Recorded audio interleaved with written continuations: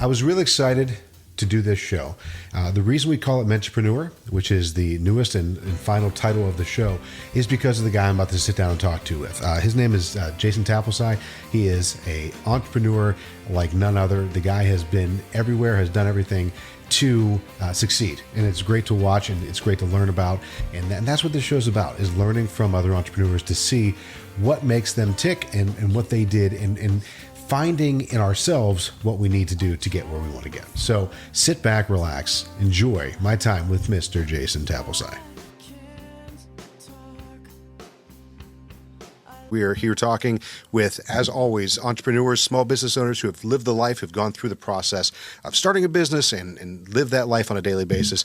We're living in a very popular time to be an entrepreneur. So I want you to get to know the people that do it so you can understand if it's for you or if this is completely outside of what you'd want to do. But anyway, I love doing this because I get to talk to people. As a small business owner, entrepreneur, you don't have a lot of people you work with.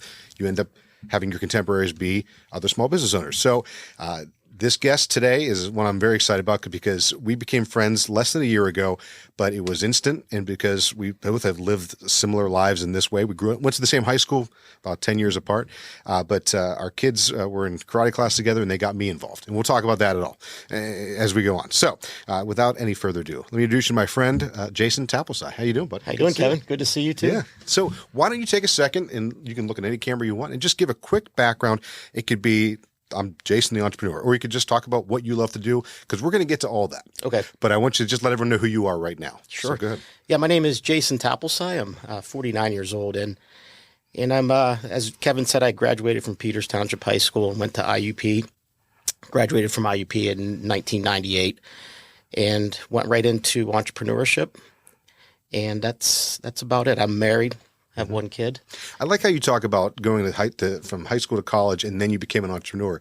But you made fun of me because I showed you a clip of my last show where I showed that there was a guy who had started a grass cutting business and he was happy with the couple $1,000s he made. Right. And then you said to me, that's ridiculously low. So just briefly, talk about your first entrepreneur experience. So here's what's funny. The gentleman, chief of police at South Strabane, he was talking about his grass business growing up. And he put me to shame. So what was yours? Let's just keep building on this. We'll see who can top who as this time goes on here. So when I was in sixth grade, I cut the neighbor's yard, make some cash, and I decided I wanted to go a little bit further. So I would go down the neighborhood a little bit further, and I got tired of pushing the lawnmower. So I said to my dad, "Hey, will you buy me a lawn tractor and a dump cart so I can put my mower in the back?" And I said, I'll pay you back. And he said, sure. And he said 6% interest. And of course, I didn't understand then, but it was my first business lesson. So I ended up doing that. And from there, when I got my driver's license, expanded a little bit, little four-cylinder Dodge Colt, and then got a little bit bigger and bigger. Did it all through high school. Brought my cousin in, first cousin, Mike Bosco, and ended up doing it through end of college, and we ended up selling the whole business. He said, what do you want to do? Should we just sell it piece by piece? I said, no, let's sell the whole thing together. Database, everything. So we found a guy to buy it, and he bought everything, and here we are. How much you sell it for? 150. 150,000. Right. Okay. So yeah, that's why it was funny because the last guy said he made about $3,000 in his summer thing. And I thought, okay, well, that's pretty good for 1990s, Sure. That $3,000, again, not disparaging him, but $150,000 after it's all said and done to sell, what a lot would see as like a high school, way to put some money in your pocket, Sure. take a girl on a date, you have some money in your pocket. Like that's what it was. And I guess you're talking about Peters Township, which is where we grew up. And That's I love right. that your dad said, no, you're not just going to get this from me, which a lot of parents in Peters maybe would have done. Right. Just give this. Your dad said, no. Right. 6% interest. I want this paid back, and so I love that story. As soon as I read that, I'm like, all right, he's coming on the show. Like he's coming on because we got to talk about that. So you went from college and then you said, now I know you've sent this to me and I don't know how we'd share this, but you said you have about 16 businesses that you've started. I started and either made successful, had some failures, just like anybody else. But just to jump back real quick, my entrepreneurship, my background there comes from my father. He was real into businesses and things of that nature. So it doesn't surprise me that he did give me that lesson. But it started with, if I may, I'll get into the story a little bit. Please. So when I graduated college, I went to work for my dad. And a funny story is, we're eating dinner. It was my mom, me, and my older brother. And I just graduated, and I said, hey, what do you want me to do with the business?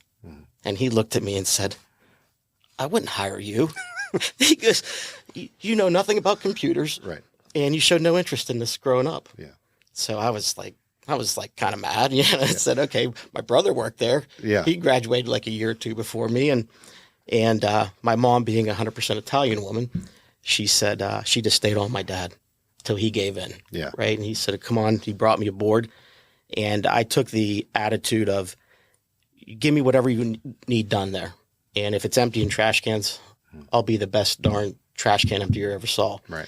And so, but it was tough because my brother. Well, let's real quick. Just the business Sure. was it was computers, right? So, it was computer comfort. So you would go to businesses. I know we had you. Yeah, Yep. That's one of the first things we connected on. Like we used to. I remember that name fully. So that you would come to our office and you would fix our computers, or your company would. So you were basically computer experts. Is kind of how that was. That's it. Yeah, we were external IT department for small to middle-sized businesses, SMBs, and we did residential as well.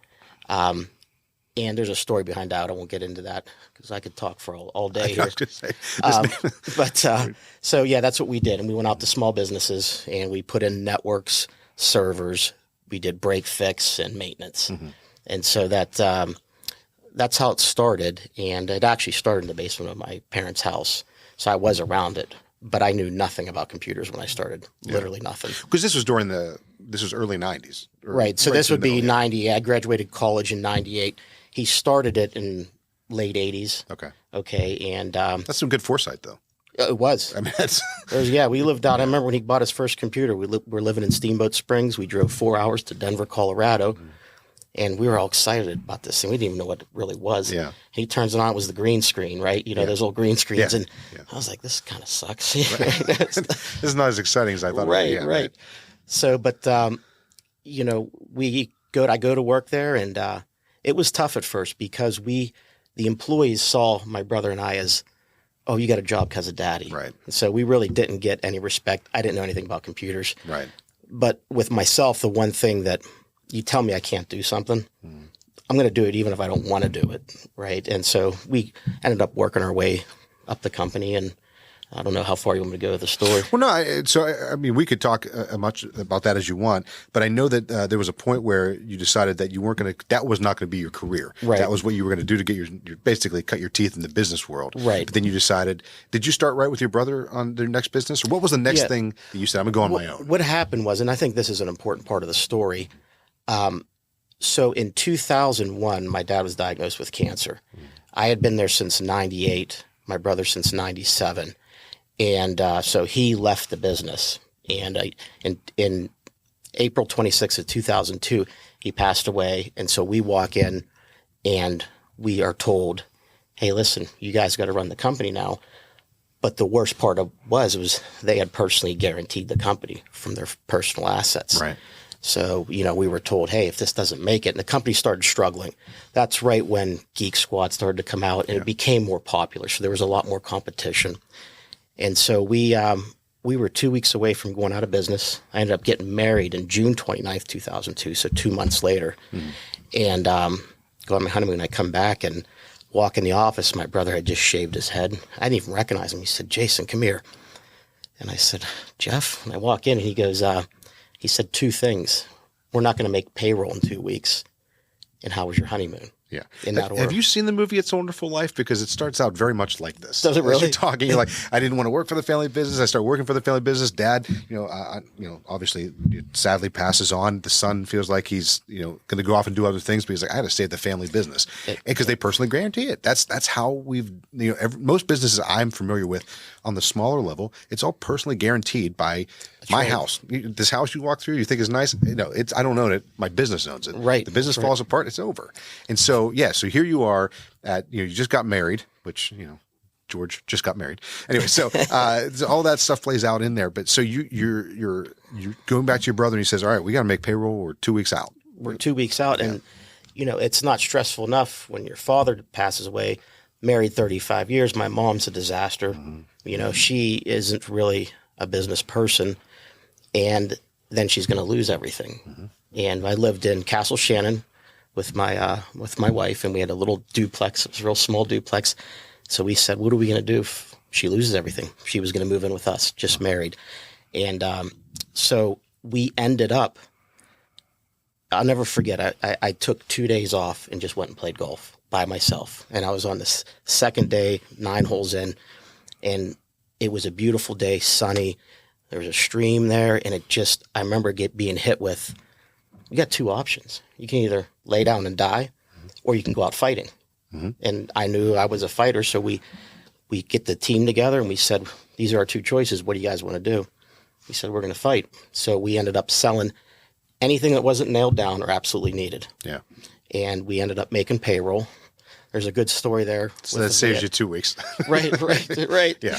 And so we ended up making it. I say we fell down, hit our head, got up, and here's where we are today. Yeah. Now, it's a lot of hard work and being in the right place at the right time, a little bit of luck, and, just having faith in yourself, I guess. Yeah. It's interesting because Jefferson has that quote, the harder I work, the luckier I get. Right. And I feel like it's almost, I don't want to say a cop-out to say it was luck, but things worked out because you put yourself in that position. That's right. You didn't quit. You said, I'm going to keep going. And we have the 2 options. We could just say, hey, let's fold this up. Mom can move in. Right. Everyone's taken care of. It's just we have to worry about this.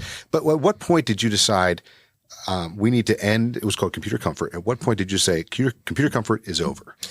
Well, so I took over Computer Comfort and grew that. We were only doing maybe $20,000 a month. Yeah. I grew it to 150, but we had just started a company called Pittsburgh Connect.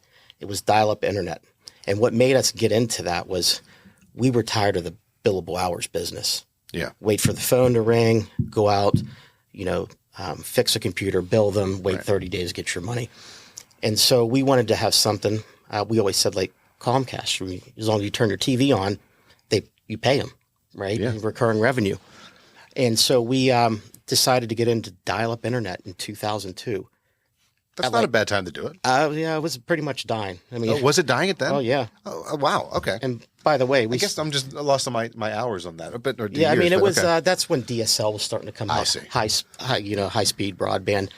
What's interesting to kind of flash forward here is we still own a company called Global Pops, which we ended up wholesaling dial-up internet to people like Earthlink, United Online, AOL, and we are the last network. Right now, you currently are. Yeah, we sell to those guys. Okay. If we went out of business or decide to close it, there is no more dial-up in the United States. Oh, wow. So when you said Earthlink, these are names that coming back to me. Obviously, AOL is the most popular, right? And so, but when you said like Earthlink, I'm like, I remember that. Like, those are names that we haven't heard since 2000. Absolutely. Yeah. But so you're still dealing with. So you still have, how many clients do you have?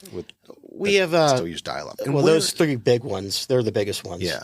But let's back up here a little bit. So we sold retail dial-up under Pittsburgh Connect here in Pittsburgh. Yeah. We grew it to about 10,000 subscribers. Okay. And we said, what if we expand this and go nationwide? Yeah. Right. So we put together this network.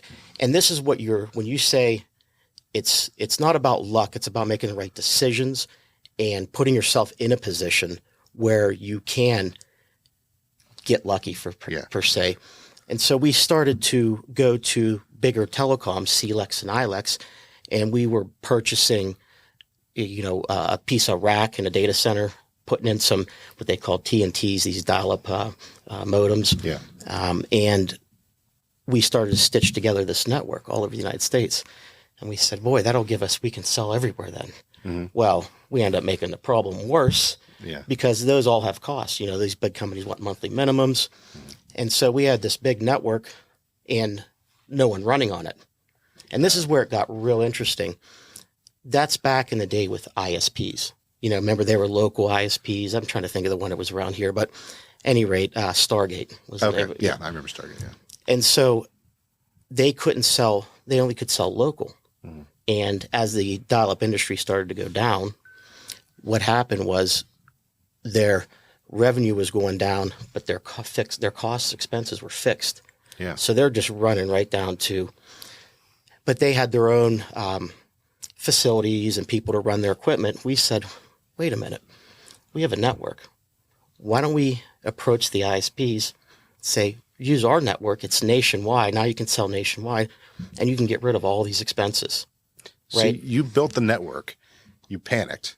You Right. thought, well, now we have all these overhead costs. Right. Well, who can use the work we've put in here? That's right. Yeah, that's amazing. And you think about, as you're explaining, I'm like, wow, that is luck. Well, you figure it's all about the pain in the market. Right. Right. If you can figure out what is that pain that they're having, right, and you can solve that pain in a differentiating way. Yeah. You know, the big guys, the AOLs, Earthlinks, United Onlines, they were all big enough where they could sell nationwide. Right. These little guys weren't, and they're getting pinched. So when you remove that expense, that overhead expense, and now you just gave them their margins back and they can sell nationwide, it really extended their life. I mean, it was like shooting fish in a barrel. Yeah. That's really a cool story. When you really break it down, like you said, all right, well, let's try to expand this. And then you said, but no, in the end, that didn't work. No. But we put the work in. It's got to be worth something. It's got to be, right. And that's in that. I always think that. I'm like, I said this to my wife when we paid off our when we were paying down our house, and then we were learning about the HELOC and how to, like, you have the bank basically pay you for your house. And so I said to her, I'm like, I don't know. In the end, it just feels like we're being paid back for the work we put in. You know, and That's right. You can't. You have to. Sometimes you have to sit back and say, I put the work in. Where am I making the money off of this? Because you should. And that's awesome. That story is really cool that worked out. So basically, I'm counting now. I wish I could, like, use the screen that way, but have like a counter, like times where Jason hit rock bottom or something close to it. Like where it's like, okay, so taking over the family business. And this is why I want to do this show, is to let people know it's not like just because you worked for a family company. I have a similar story myself where it's like, yeah, we work for the family company. So yes, I did not have to go through all the hoops to get employed there. But if it weren't for you, if it weren't for me, there would be no business there. That's right. And because things change, you have to adjust to that. And so, yeah, so maybe some people have that little bit of that boost where I'm working for the family business, but you had to go in a totally different direction. People say, well, you had a head start because you went to work for the family business and you got, you're so lucky where you are today. I tell you, it's borderline almost offensive sometimes when people say, oh, you're so lucky. It's a little offensive. Because they don't realize what you went through. Right. I always say there's the starting line. We were set back from the starting line. We weren't even at the starting line. We inherited this thing that we had to try to make work. Yeah. Right. Because when you took over we're 2 weeks from closing. Right. That's pressure. Talk about it. Yeah. And so it's not, and yeah, if nothing else, maybe we should just change the name of the show from, it's not a gift to be given a family business. That's right. Sometimes it's, hey, this is a family legacy, sure, but I gotta work harder to make this work. There's the second generation. I forget the percentages. Is it 5% or 10%? Not good. It's not good at all. No. Third generation. Yeah. I mean, you forget it. Yeah. Actually, to have a friend, he would probably be a good guest to have on, but he's a third generation. Okay. He's doing well. Yeah. That would be interesting to talk to him, because I know what it's like to be the second, because you're like you said, your dad started from scratch. My dad started his business. There was nothing prior to that. So, to be where you are it's such a cool, that's why I want to have you on. This is such a good story. So you got that going. At what point, what was next? We don't have to go all 16. But. No, we're not going to. There's some in there that were not worth talking about, right? It would be funny to talk about the ones you went, how about this idea? That didn't work at all. Right. Oh, yeah. Yeah. So what we did next was we got into, as dial-up was dying, we knew it. We kept saying, we got another 5 years. We got to do something. It's got another 5 years. Right. I think we've said that 4 times now. Yeah. So 20 years later, it's still around. Right. It just won't die. I just can't believe that. Yeah. But so we decided we really went from overnight, maybe making 100, 150 grand a month in our business total revenue to 1.45 in total revenue. When I say overnight, I mean a year. So I'm assuming it's based on when you had that network set up. Yep. You let all the smaller people know, hey, you can jump on our network. Right.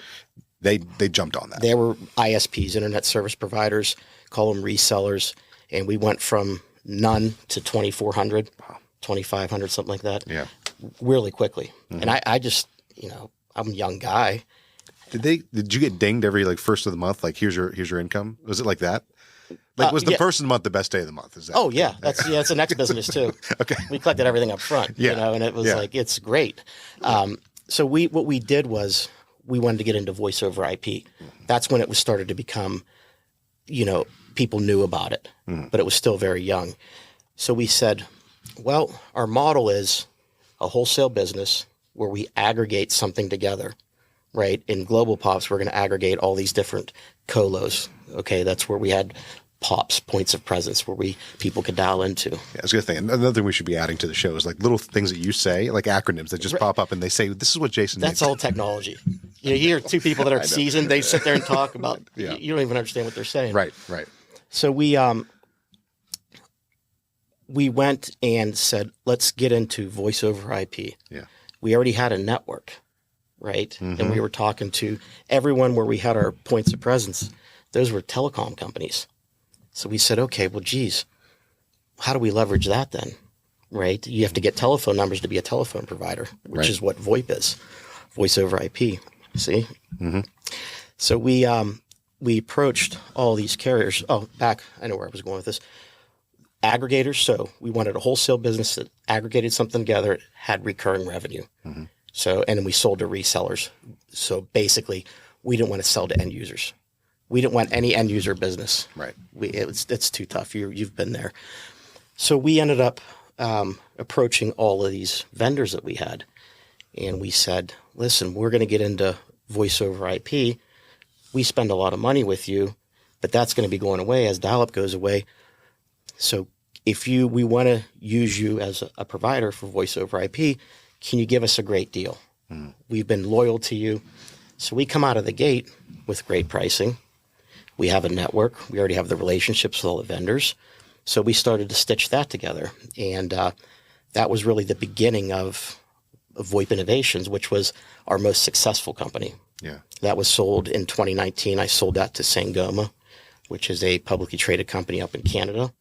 So you built the business and it was working well. Was there a point where you said, I don't want to do this anymore, or this is about as far as I can take it. Let's sell it.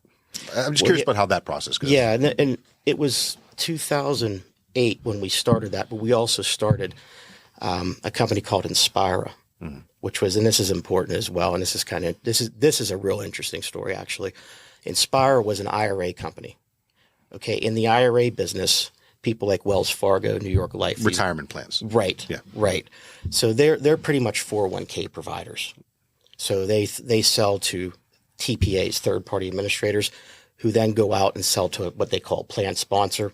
We had 70 employees at this time, something like that.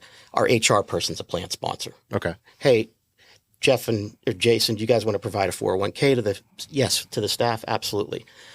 So these TPAs sell to the plan sponsors, and whenever somebody leaves the company or gets let go, the company typically doesn't want to have those assets in their 401k. Right. So they'll say, take it, put it in an IRA somewhere. Well, the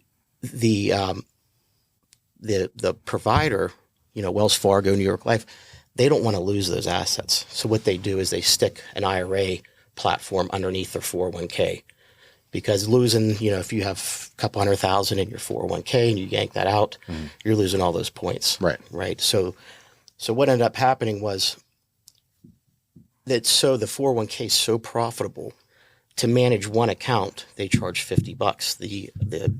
Like Wells Fargo does. Yes. Okay. It would cost them $150 to manage that.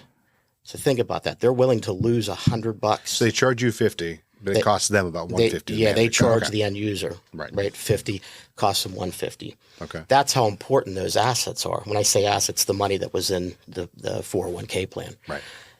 And so you figure, I don't know how many 100 million, IRA. That's a lot of money. There's a lot of people with an IRA. And why that was because it was a paper world. We made it digital. So we built softwares. Yeah. So Inspira is the company you built to help companies like New York Life. That's right. Do this. Yeah. At a lesser cost. So they're paying $150. They were just eating the cost. That's it. Is that correct? Right. Okay. Yep. So they were eating the $150, and you said, I bet you I can make that less. Right. So and the reason how we did that was building a platform, a back office or a portal, right, where you can self-serve yourself, right?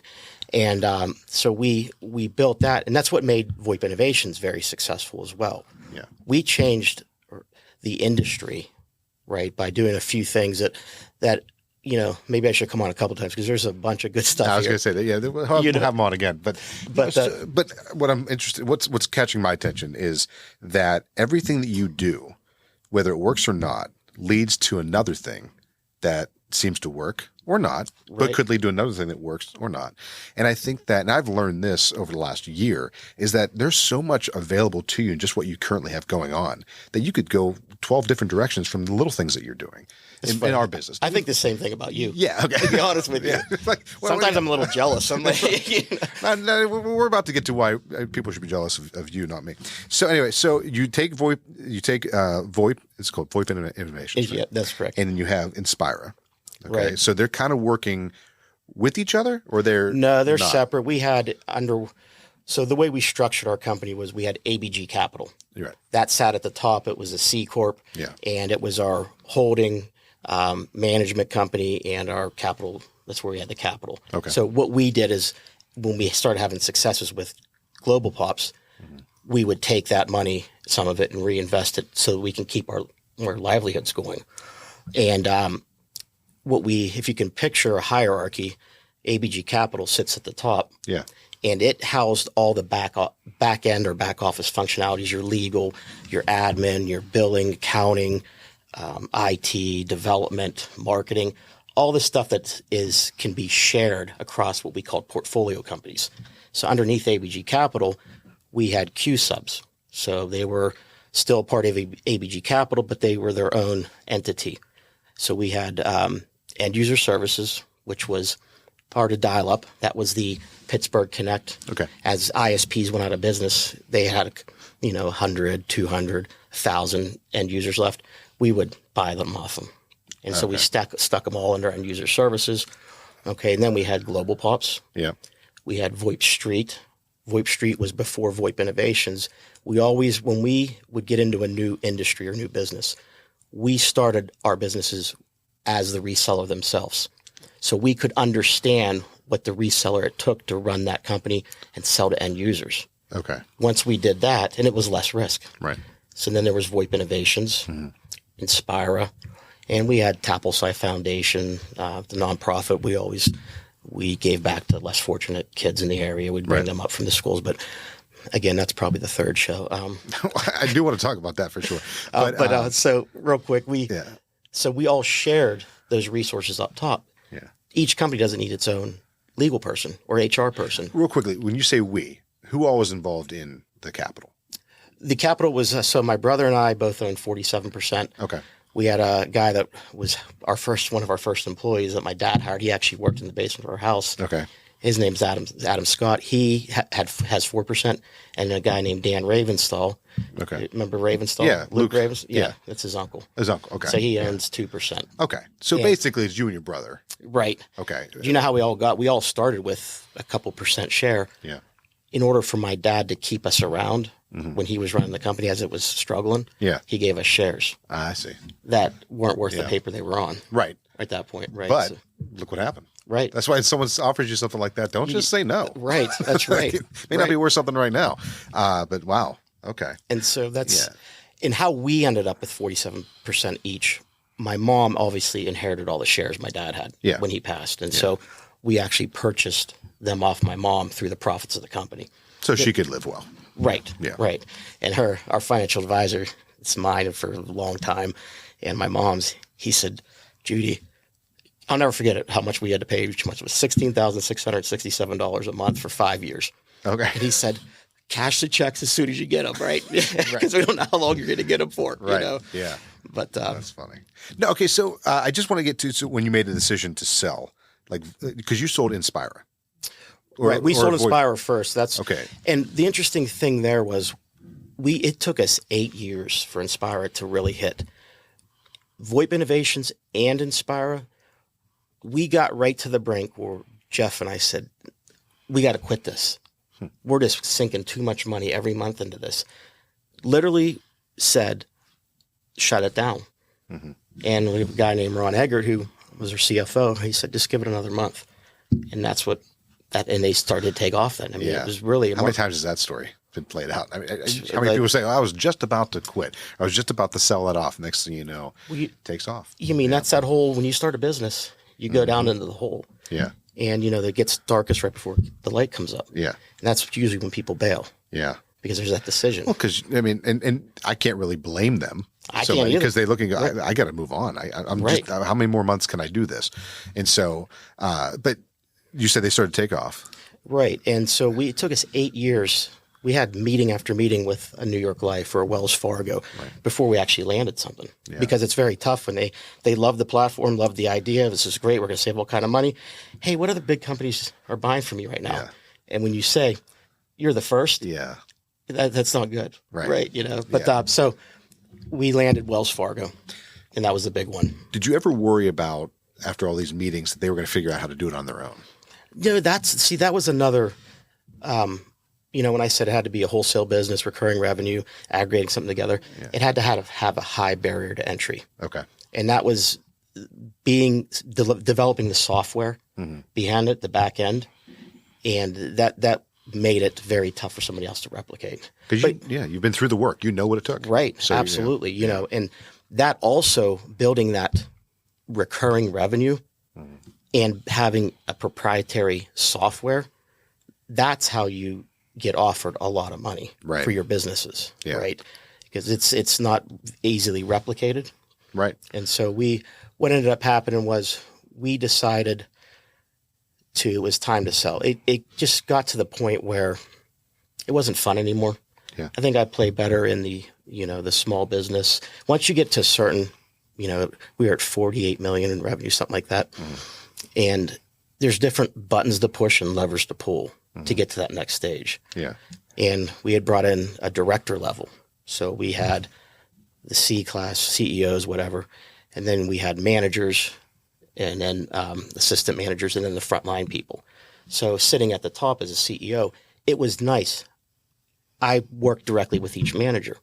But then you bring in director level and that whole saying, it gets lonely, it's lonely at the top. I get what that means now. Because they run things now. Right. And to get to you is hard. From the lower people.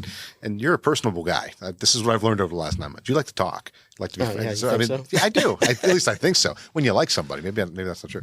But so you don't like being untouchable in the business situation. Not at all. And this is interesting as well. When we started, we couldn't afford people that went to college. Right. We just couldn't afford them. So what we did was we went and brought on people that we needed, technology people, developers. These were people that nobody gave a chance to.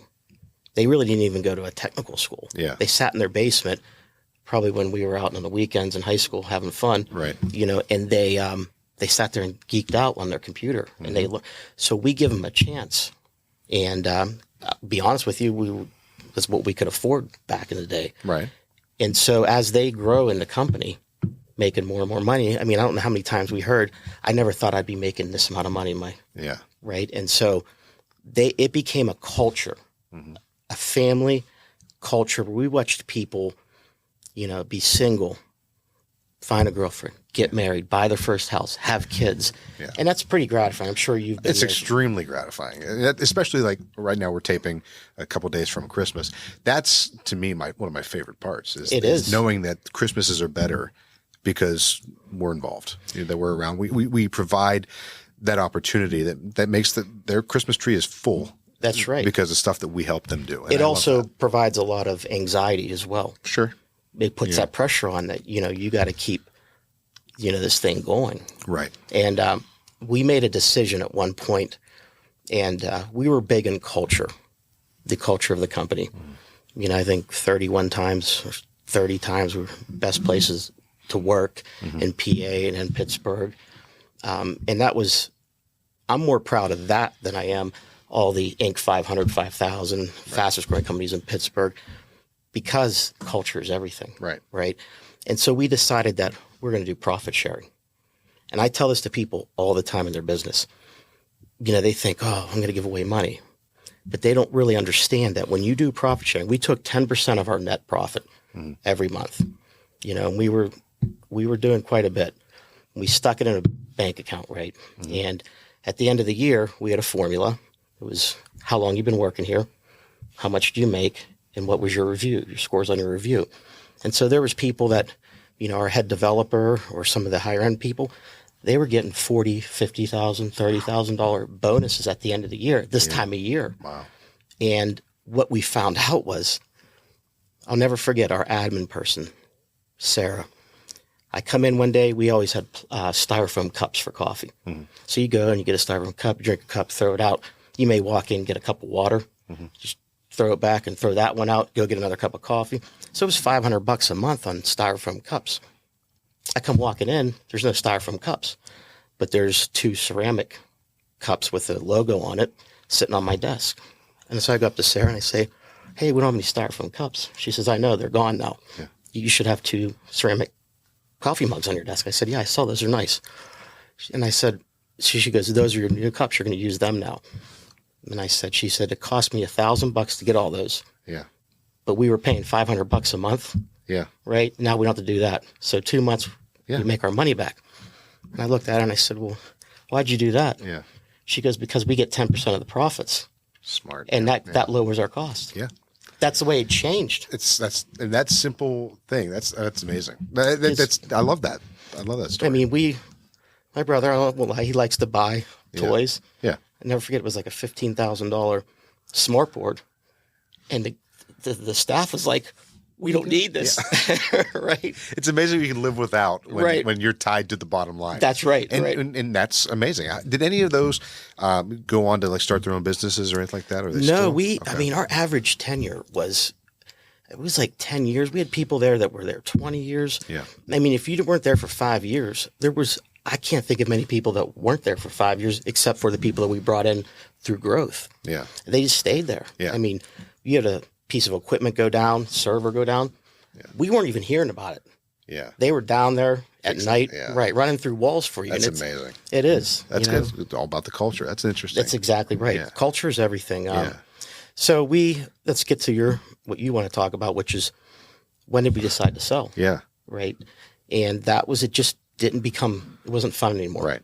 And the stress, and it became, it just was more corporate. Mm-hmm. It was a corporate environment. We had a board of directors. Right. And so we decided to sell. I executed my buy-sell agreement. And my brother, he ended up saying, hey, can I sell with you? I said yes. Mm-hmm. And we got an investment banker from Boston. And that's when we started to sell. Yeah. And he was supposed to sell, we were going to sell Global Pups, Inspira, and VoIP Innovations. Mm-hmm. We started with Inspire, 6 months, boom, done. Yeah. Did really well on that one. Is that the easiest one to sell? It turned out to be. Yeah, it was real easy. Yeah. Then we decided to sell VoIP Innovations. That's the company I ran and grew. Yeah. And what a nightmare. Just trying to get it. I mean, 18 months. Yeah. And, for those of you, looking to flip businesses, it's not as simple as you'd think. Heck no. Yeah, especially when you get to that size. And that's not a big company. Yeah. I mean, we are most people would think it's a big company, but, small business is defined way different than people think. Right. And so we, PEs, private equity firms, to meet with 20 of them, coming in, going places, strategic buyers that were competitors. And Sangoma, like I said, they were a publicly traded company. Mm-hmm. That's what they did. That's how they grew. Yeah. They didn't really grow organically. They did it to a degree, but it's more through acquisition. Yeah. So it's my first big deal, right? Yeah. And if I could go back and do it again, there's many things I'd probably do differently. Right. But, there's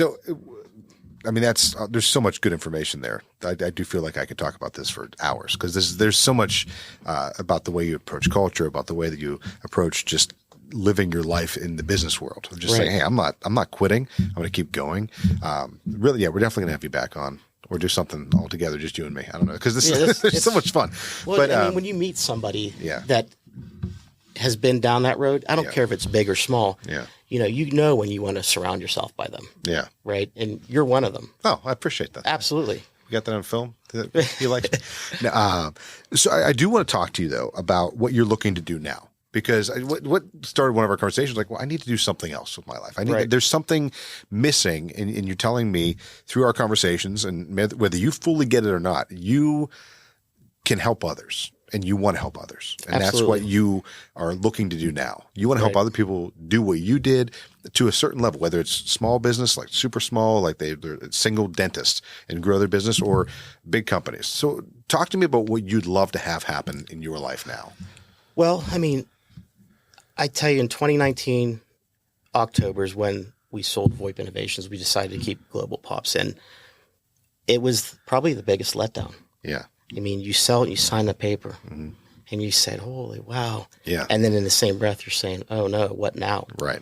Your whole purpose, your fulfillment is gone. And luckily, 2 months later, the whole world shut down. You could just sit at home and say, well, no one else can do anything anyway. So. Well, yeah, that's kind of scary too when your money's in the market. Yeah. Right. You know, so, right. But, so it became, and I didn't realize it in 2019, but as the years went by, everyone says, why don't you just do nothing? Do whatever you want to do. Yeah.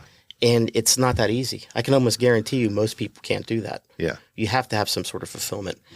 And so as years went by, and I'm still figuring this out now, you know, it's the classic, I hate to use the term midlife crisis, but, you know, if you think of a bell curve, right? On this side, you're born, you have no baggage. We change every 4 to 7 years. That's just the way it is. You go to high school, maybe you graduate and go to college. You know, you get married, you have a kid, the kid leaves the nest, and you try to go to retirement, and you're at the top of the bell curve. Yeah. This is supposed to be the best time, right? This is great. This is what we've been working for. Society says we should do these things. Right. And again, it's a huge letdown. Yeah. You know, and then the back end of the bell curve, you're getting towards death. You start to see more in your rearview mirror, right? And so going through this whole process, seeing a counselor, right, reading, researching, you know, so I started a couple businesses, Mentorpreneur, right? That's to help other entrepreneurs grow their business. I don't care if I make any money from it. Right. I just like doing it. You know, I'm not some book smart guy. You know, I just worked hard and a little bit lucky, but also new business. And so I didn't realize it, but that was more aligned towards how to solve this problem of mine. And then I got into another company, strategy, virtual marketing, and it just doesn't get me like it used to. Right. Right. And it's because it's benefiting me. Right. Potentially. Let me ask you this. You've helped some people. Obviously, you've done some consulting. Do those moments help you? Oh, they're the best. They're the best. Okay. We've talked about this. Yeah. And that's something, I think that's one of the first things we spoke about was how gratifying it is to help somebody else. Yeah. You have a couple stories you told me about your buddy, and yeah, there's nothing better than that. And that's the answer. Right. It's not about, I'm thinking to myself, why isn't these businesses, I used to love that because you don't need to do it now. Right. Right. You needed to do that. You wanted to support your family. And now what I'm learning is you have to look internally and you have to say, what really makes me happy in life? Right. What gives me joy? And then wrap that around others, helping others, and this is a touchy subject, but I'm a man of faith as well. You can put those three together and that's how you live that backside of the life happy. They say that's the happiest time of your life is the backside. Yeah. If you not, I don't think you have to play everything right to get to that point. No. But as long as you are in that mental state where you're like, this is the time when I should be enjoying that and paying it forward. That's right. And so that's what I love about that. And we'll be having a graphic on here that tells people how to get in touch with you. Okay. So they can, have you help them with their business. Absolutely. I mean, yeah, it's not free, but it's not. Maybe what? You know how many conversations I have with people? They give me a call. And I think the most fun part for me is really hearing their story. Yeah. What do you think this is? Exactly. I just want to hear the story. That's right. They're great. And every story has a struggle. Yep. So, and it's almost like a rite of passage. That's the way I see it. And it has a story. And I always say, I'm going to write a book at some point. Not about me. I want it to be about, hey, listen, if you have the right attitude, right, and you have the drive and you want to do it, live the American dream, you can do it. Right? Absolutely. And if you want some advice, input, help, me, Kevin, that's People out there that help you. absolutely. This has been awesome. I've really enjoyed this. I thought I was going to like it, and as I'm coming here, I'm like, I bet this is going to be pretty good. I've loved every second of this. We got to do this more and more and more. So we going to spar tonight at karate? Yeah. Oh yeah. We're karate. We have karate tonight. If we're going to spar tonight, I'd rather not. I'd rather just. This is why it's during sparring, and I'll leave with this. During sparring, I do like to talk to you about business, not just because I enjoy the business talk, but because I get punched less. Right, and I like that. I prefer that. I know that's weird to go to karate class and not want to get punched, but I love not getting punched in class. So talk about an entrepreneur. Yeah. Know what he's going to be on here. We're going to get Noah on here. We have to, because he's 18 and he's killing it. Yep, This is absolutely. So, Jason, thank you very much for being on the show. Thank you. This has been awesome. Yep.